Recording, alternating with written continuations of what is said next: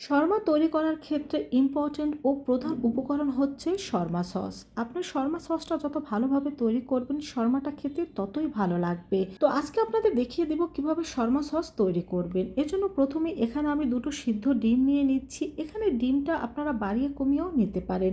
ডিমটাকে এর মধ্যে কেটে দিয়ে দিচ্ছি, আর এখানে আমি 2 টেবিল চামচ পরিমাণ দিয়ে দিচ্ছি গুঁড়া দুধ, 1 টেবিল চামচ পরিমাণ দিচ্ছি ভিনেগার।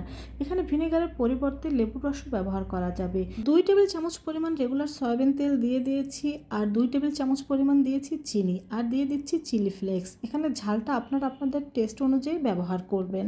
স্বাদ মতো লবণ, হাফ চা চামচ গোলমরিচ গুঁড়ো, 2 টেবিল চামচ পরিমাণ পানি দিয়ে দিয়েছি, আর এখানে আমি 1 চিমটির মতো রসুন বাটা দিয়েছি। এখানে চাইলে আস্ত রসুনও ব্যবহার করা যাবে। তো এটাকে আমি কিন্তু ব্যালেন্ড করে নিয়েছি, আর এটা ব্যালেন্ড করে নেওয়ার সময় একটু থামিয়ে থামিয়ে ব্যালেন্ড করে নেবেন, দেখবেন এটা পারফেক্টভাবে ব্যালেন্ড হয়ে যাবে। তো এটাকে আমি এখন আলাদা একটা বাটির মধ্যে ঢেলে নিচ্ছি। এখনও কিন্তু আমাদের সসটা সম্পূর্ণ তৈরি হয়নি। তো এটাকে ঢেলে নেওয়ার পরে এখানে আমি 2 টেবিল চামচ পরিমাণ দিয়ে দেব চিলি সস। এখানে চিলি সসটা দিলে কিন্তু টেস্টটা আরও অনেক বেশি ভালো হয়। যদি চিলি সস না থাকে সেক্ষেত্রে আপনারা শুধু টমেটো সসটাও ব্যবহার করতে পারেন।